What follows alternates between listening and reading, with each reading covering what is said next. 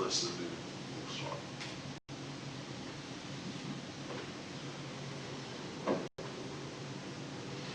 We have any comments for tonight, Jason? Anybody sign up for?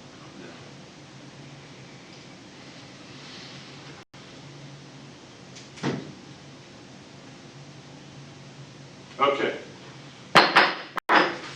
Ladies and gentlemen, it begins 6 p.m. I'll call the meeting to order for the Upson County Board of Commissioners for Tuesday, July 14th. If you would at this time, please rise for invocation by Commissioner.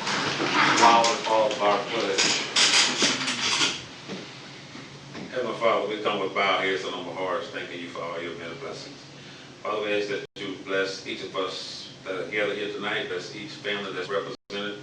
We ask that you bless the leaders of the country. We ask that you lead, guide, and protect us. We ask that you give us the courage to make decisions that are pleasing in your sight, and that's going to be in the best interest of the community. Bless each of us as you see fit. This we ask in thy name. Amen. Amen. Join me in the pledge. I pledge allegiance to the flag of the United States of America and to the republic for which it stands, one nation, under God, indivisible, with liberty and justice for all. Thank you.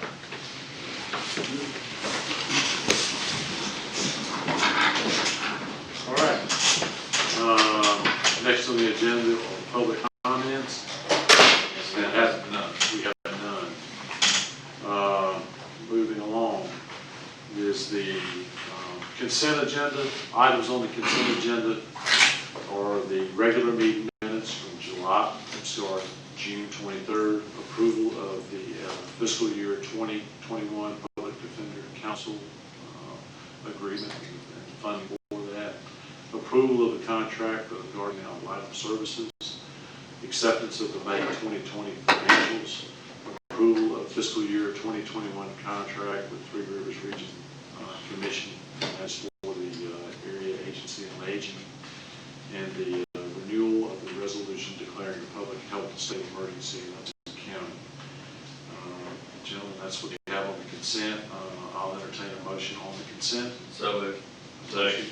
Motion by Commissioner Watson, seconded by Commissioner Ellington. I have a question on this. Okay. Public defenders approval of the fiscal year 2021. Well, approved 2020 mini budget submissions on 6/23. Are those going to be two separate? Yeah, there's an addendum in there that gives the board the option to either keep it the same or to alter it. Okay, if that makes sense. Yeah. So it does reflect what we're about to present as staff as their budget. All right. Any other comments, concerns about the consent? Hearing none. Call for the vote. Commissioner Jones? Yes. Commissioner Watson? Yes. Commissioner Wilder? Yes. Commissioner Ellington? Yes. Chairman Allen? Yes. Thank you. All right, moving along, we'll go to old business. Under old business, we have discussion to reconsider the special exception for Mr. Jeff Yearwood of Concord, Georgia. This is the, you guys remember, this was the request for an AR special exception for a approximate 50-foot observation platform on 2.85 acres off of Spoil Bluff Road. So I know we had some questions about that. Chairman Allen, at this time, would you like me to Mr. Yearwood on the phone in case the board has Let's a go ahead and go on the phone that way. We can have the opportunity to listen in if we have any questions directly for him.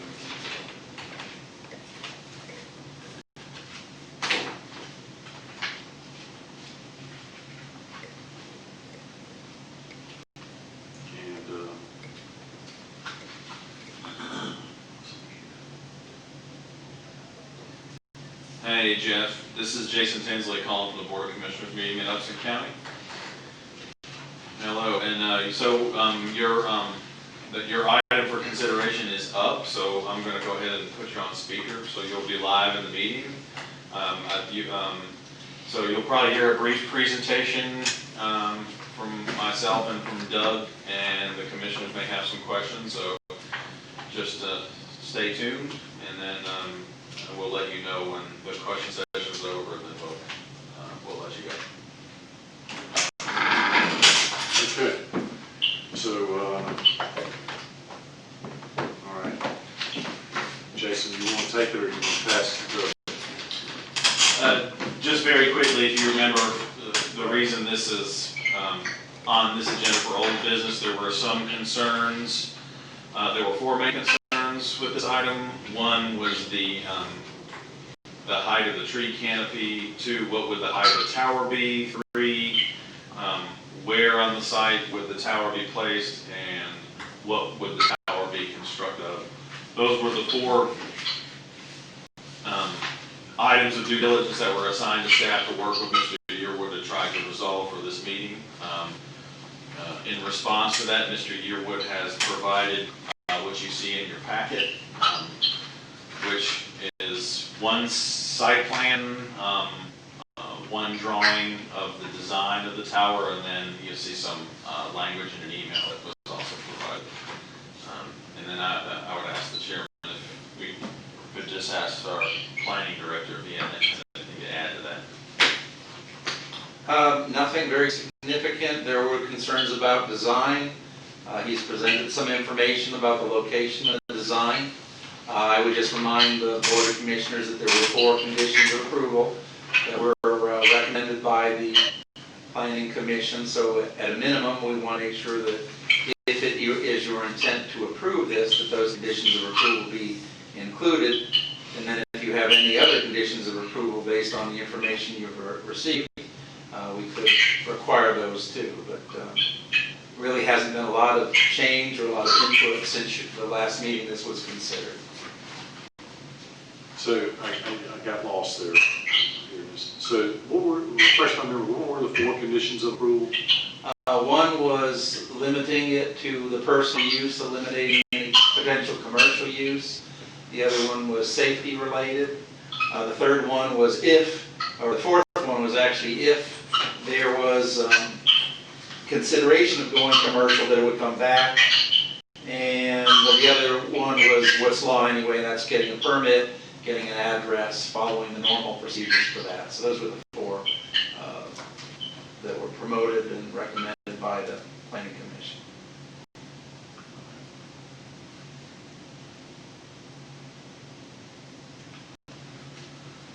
Well, I guess before I call for a vote, does anybody have any questions regarding the information that we've given?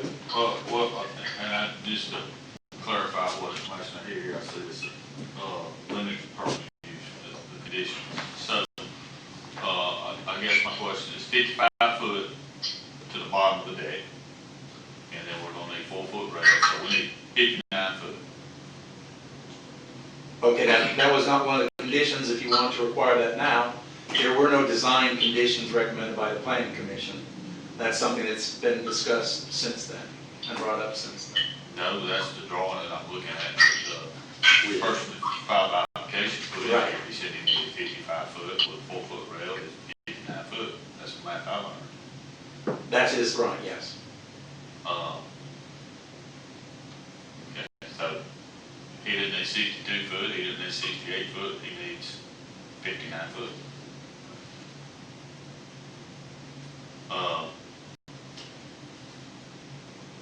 Does anybody else have any questions? That answers my question. Well, and I know there was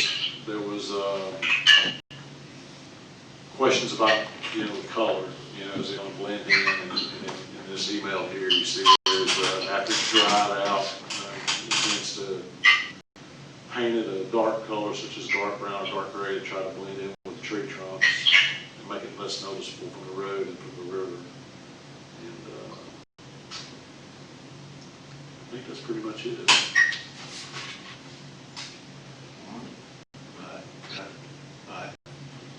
address the fence. So, does it need to be, you need to specify some kind of fence besides just 2 strands of barbed wire and a gate? Well, the only condition we had was that the facility will be tightly secured when not used by the owner or their authorized persons to prevent unauthorized access and potential injury to those individuals. If you want to be more specific than that, we can be more specific than that. I think they were more concerned about security climbing the tower itself rather than access to the property itself. But, you know, whatever the pleasure of the commission, we can get that language in there. Well, I'm just of the opinion, I mean, this is on private property. I'm sure Mr. Yearwood, his family understands the liability that they have when it comes to what they're going to do and how they're going to protect their asset. So, I mean, why should we try to impose upon them what type of fence or anything like that? So, I mean, I think the biggest concern we had was protecting preserving that ridge line, making sure that, we don't have like a cell phone tower standing out like a sore thumb. But anyway, that's just my 2 cents. I mean, anybody else you might have any questions for Mr. Yearwood directly? Are you ready to make a call for a vote? Mr. Yearwood, need to say any more? I don't think so. I don't have any question. I read the document. It's on private property. Well, with that, is there a motion on this application? Mr. Chairman, I'd like to make a motion, but I'd like to add 2 stipulations to the agreement that, along with the ones from the planning commission. I'd like to add not to exceed 60 foot To the top of the rail. and to the top of the rail, not to exceed 60 foot. And, and I know we got the stipulation in here about commercial uses, but I would just like to say no attached antennas, i.e. cell tower antennas or anything like that. Zip line. Anything attached to the tower No attachments. for commercial purposes.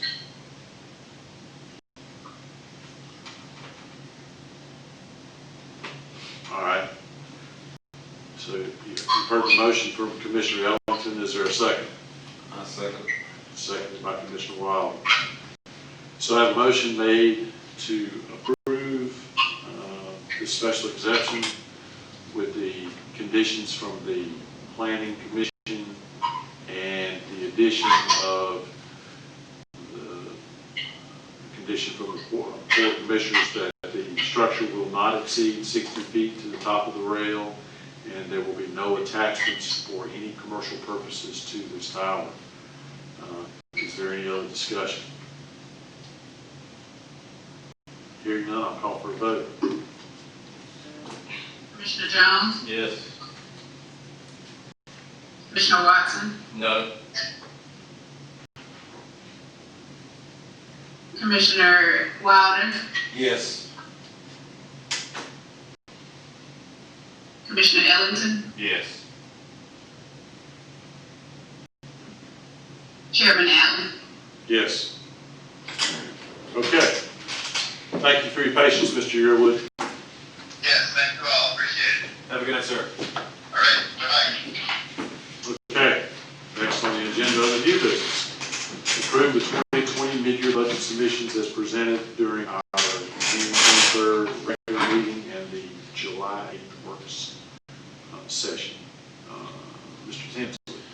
Chairman Allen, if I may, I would like to, after a discussion with Commissioner Ellington, I think he and I both agreed the way we represented Gilmore Center there, it might be better to remove the 73,085 and just put 0 there. The way we had it done before is we included it as an approval with basically a condition, and that was included in that blue footnote, but Commissioner Ellington discussed it with me, and I agree that it might be cleaner just to adopt it as a zero. On And this document here. yes, so what you're seeing is the same cover sheet that we used in the work session under the county manager recommendation. This is what we're recommending y'all approve. The only change would be to that last number before the subtotal, the 73,085. We would just omit that and make that zero and adjust the total accordingly.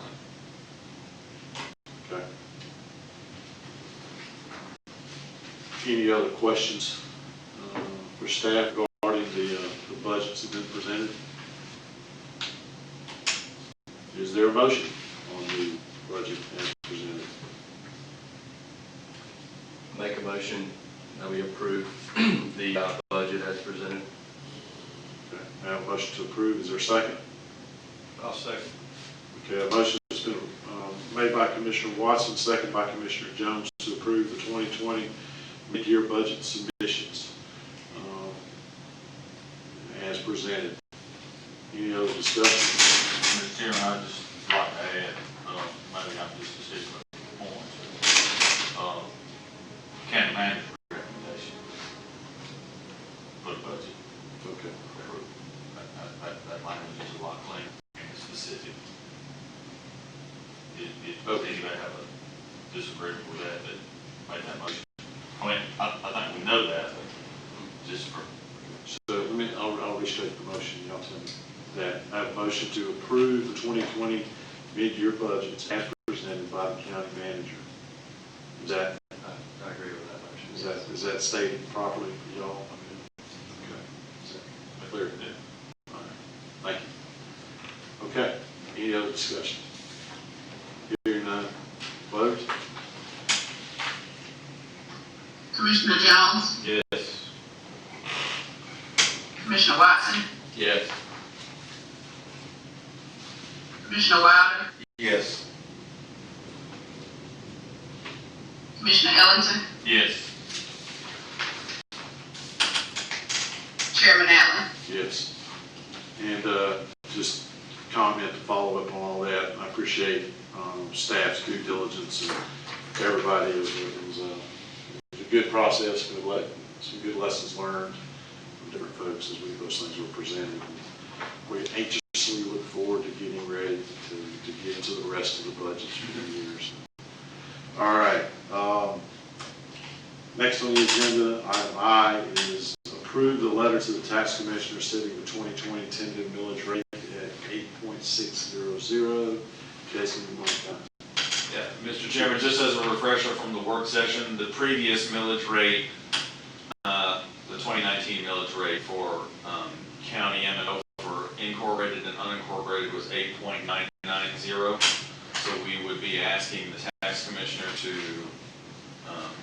advertise 8.600, which represents the rollback rate calculation for that. So in other words, it rolls back the inflationary portion of the digest as we discussed during the work session.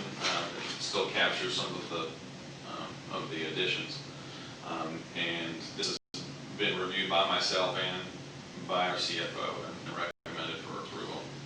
So just to clarify, once you approve the transmission of this letter, the tax commissioner will advertise this as the rate, and you can, at that point, we start the process. We advertise for 14 days. We'll only have one public hearing because it does not represent tax increase. And you can adopt that rate or lower at the time you set the millage rate. At that point, if the board decides to go higher from that point, we'd have to start the process all over again. So this just basically initiates the process. And at this point, we're highly confident that this rollback rate will suffice. Yes, for this year, for sure. Yeah. Okay, and this is for the incorporated and unincorporated rate. Okay. All right. You've heard the recommendation from county manager and staff. Is there a motion? So moved. So a motion to Approve. approve the staff recommendation is the village Yes. rate. Is there a second? Second. Okay, so I have a motion made by Commissioner Jones, seconded by Commissioner Watson to approve setting the 2020 tentative millage rate for the incorporated and unincorporated services at 8.60. Any other discussion? Hearing none, call for the vote. Commissioner Jones? Yes. Commissioner Watson? Yes. Commissioner Wilder? Yes. Commissioner Ellington? Yes. Chairman Allen? Yes. Thank you. Okay, next on the agenda is the award of a bid for the clearing of the sewer line maintenance easement. And just for public explanation of what this is the easement from starting, Just Jeff Davis Road south at the Rocky Creek lift station. So it's approximately 5,400 square foot of overgrown maintenance easement that needs to be cleared.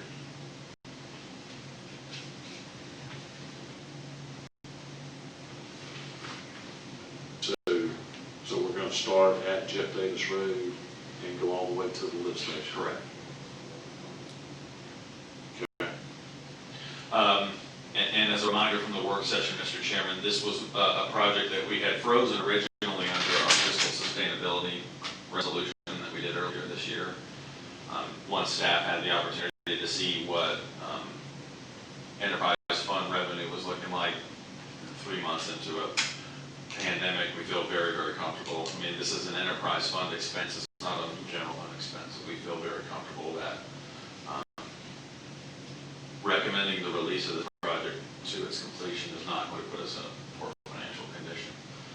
The other thing I will add is that the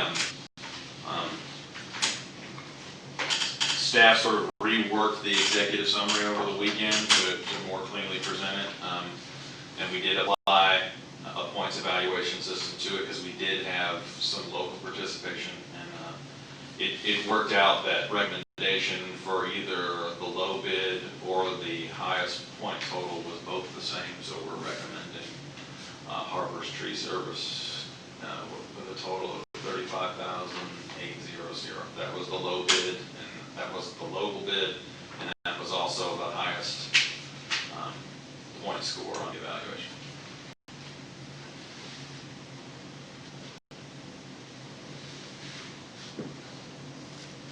Okay. All right, so you have the recommendation from staff for this project. Is there a motion? Mr. Chairman, I'd like to make a motion that we accept staff's recommendation on Harper's Tree Service for clearing. Okay, is there a second? Okay, I have a motion made by Commissioner Ellington, seconded by Commissioner Wilder to approve the this project for clearing the sewer right of way from Jeff Davis Road to the Rocky Creek lift station for $35,800. Does that sound right? Yeah. Okay.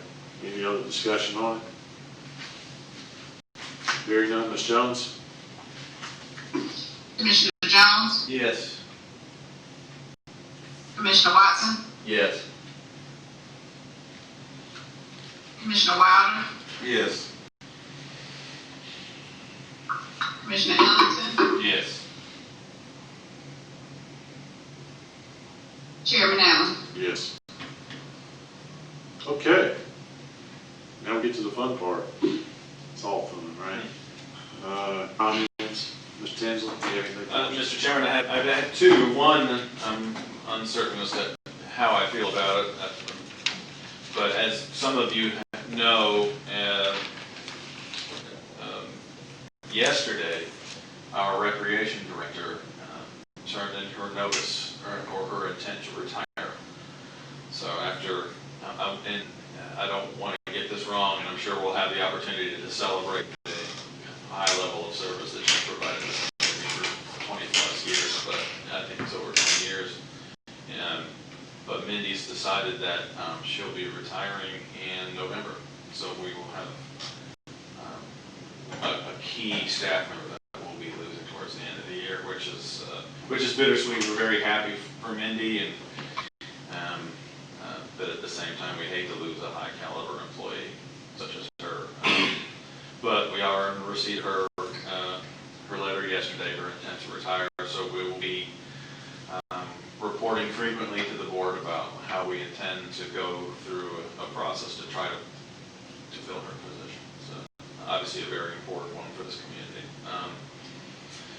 And I have a copy of her letter. I'll transmit it to you all by email. And the other thing I would say, just for my comments today, was as many folks know, the numbers around the state as far as infections with COVID-19 have increased, and we've started back up our weekly calls with the hospital and Department of Health. So just to reiterate something that our governor's been saying over and over and over again: wear a mask, stay 6 feet away from people, and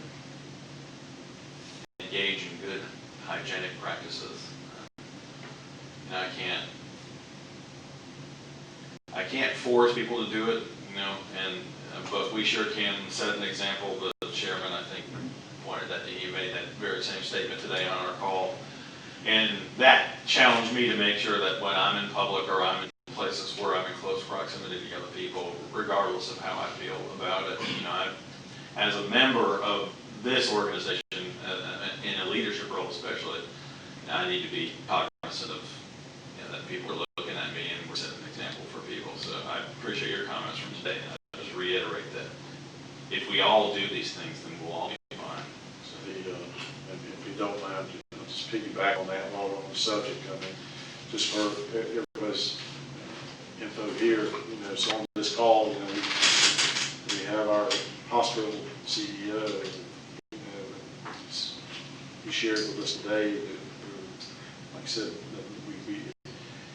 you hear the numbers go up, but when you hear the actual numbers when it really gets home, so there's, correct me if I'm wrong, there's 14 patients, and he says this number changes frequently. So as we state this, is probably already changed. There were 14 patients in care up there, and 2 were in ICU, as opposed to the same period last month. What do you say, 3? 3.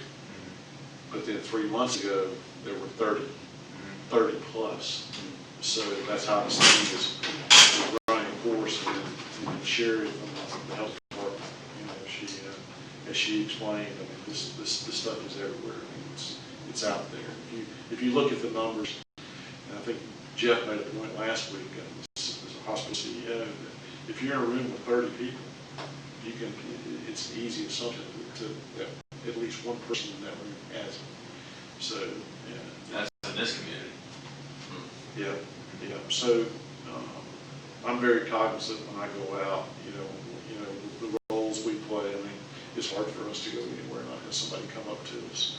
So I would encourage everyone to get a mask. And if you're going to Ingles or Walmart or somewhere like that, at least because we set the example. And, we're struggling and county employees. I mean, it's no secret that we have folks that are dealing with this. So, and then I know you're working on the reimbursement part of this through our CARES fund. So the state hasn't opened their portal yet on that, so we're anxiously waiting for that. So we appreciate the governor's assistance with creating a process for that, and most importantly, designating some of those funds to local governments, because we have a lot of COVID-related expenses that obviously we didn't budget for. So. Right. That's pretty much people. Mm-hmm. Salaries. So, Thank you, Mr. Chairman. okay, that's it. Mr. English.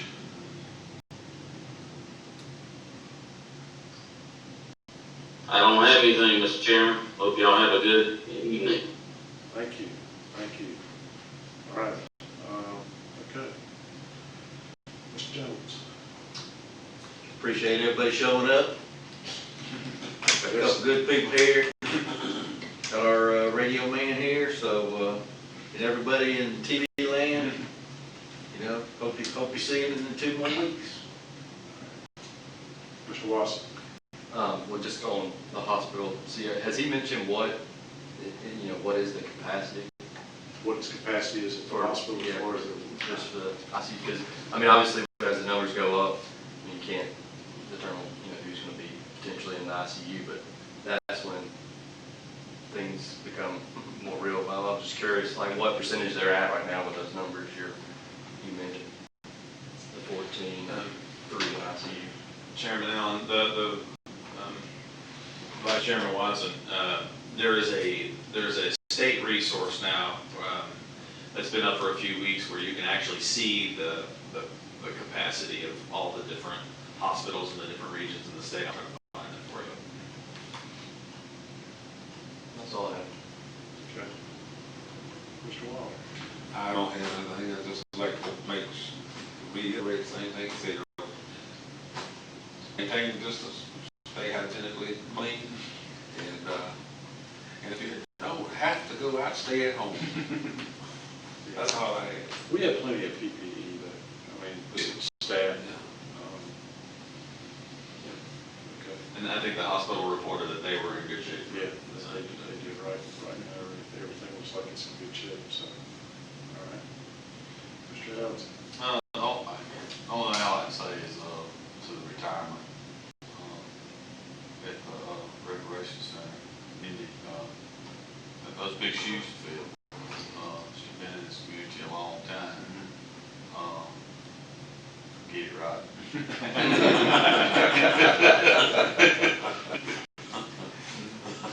Yeah. Jason and I, and I'm sure y'all, you know, those of you that had some advanced warning on this, probably already had those same conversations already. You know, some big shoes to fill, and, you know, retirements are bittersweet, like Jason said. You know, and so it's going to be a task.